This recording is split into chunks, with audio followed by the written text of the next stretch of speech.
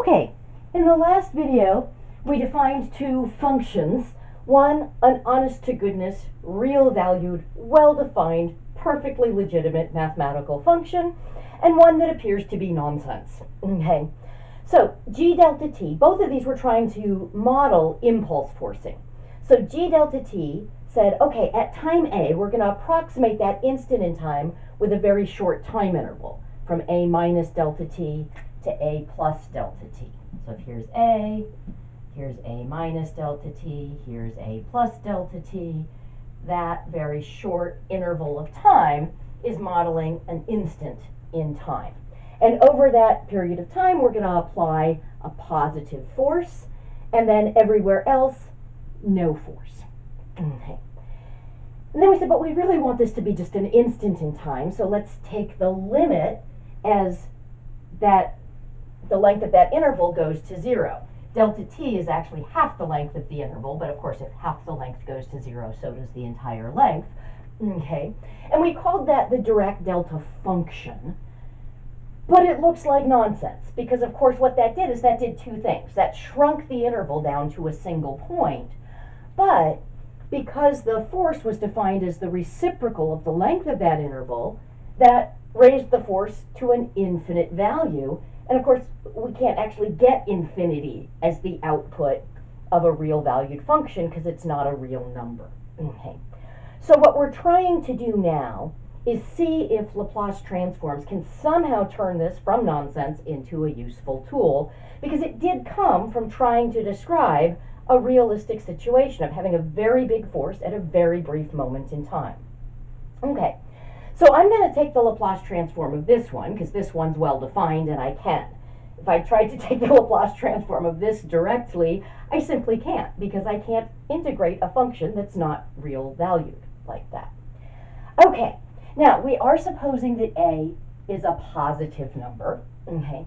And if A is positive, there will be some value of delta t that's small enough that this entire interval lies to the right of 0, okay? So there might be some values of delta t that would extend things past the vertical axis here. We're going to suppose that we're working with delta t's that are small enough that this entire interval lies to the right of 0. So if I take the Laplace transform of g delta t of t, I know that's the integral from 0 to infinity of g delta t of t times e to the negative st dt. But because this function only takes on non-zero values over this very brief interval, I'm going to basically break this up into three integrals. From 0 to a minus delta t, I'm integrating 0. The only interval where I get something non-zero is going to be this interval from a minus delta t to a plus delta t. And then from a plus delta t on, I'm back to integrating 0.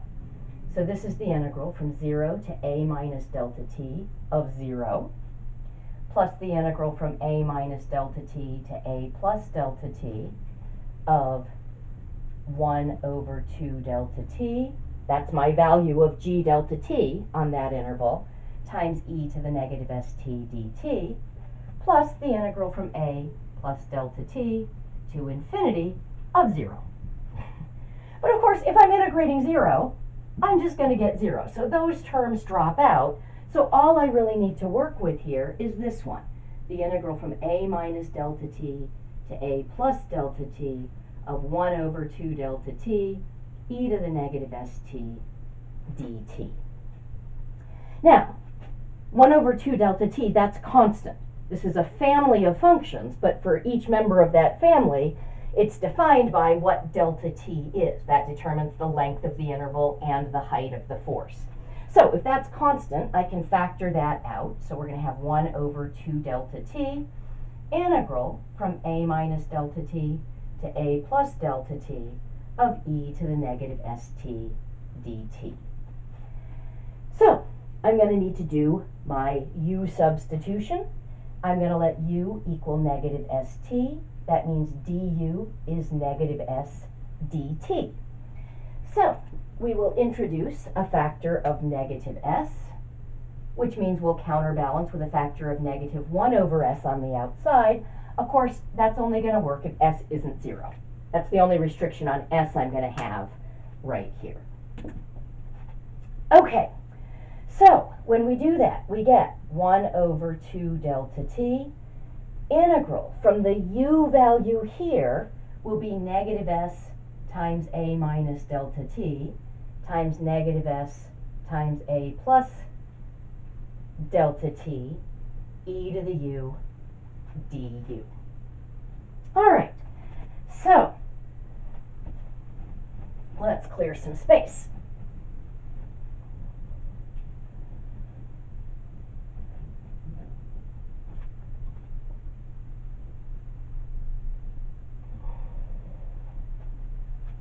Okay, so I've got 1 over 2 delta t.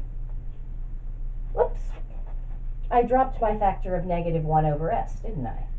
I didn't mean to do that. There was a factor of negative 1 over s. So this is negative 1 over s times 2 delta t, and then I'm just evaluating my exponential function here. So I'm going to have e to the negative sa minus s delta t. All I did is distribute the negative s here, and I'm going to do the same thing here. Minus e to the negative sa plus s delta t. Okay, now of course with an exponential function like this, if I'm adding, and subtracting is just adding a negative exponents, then I know that I can rewrite this as multiplication. So this is e to the negative sa times e to the negative s delta t minus e to the negative sa times e to the s delta t. Okay. I'm going to factor out the e to the negative sa, and then that's just times e to the negative st minus e to the positive, s delta t, e to the positive s delta t. Okay. So, combining that, I'm going to combine this with this fraction, so I get negative e to the negative sa over s times 2 delta t times e to the negative s delta t minus e to the negative s delta t. Now all I'm going to do here is just rearrange these factors just a little bit. I'm going to use this negative sign.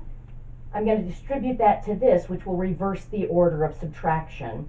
And I'm just going to slide the delta t under here so that everything that has a delta t in it is in one part.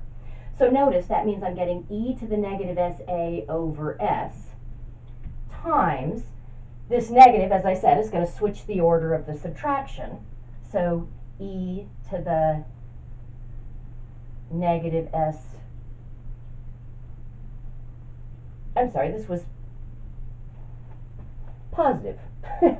This was positive s delta t.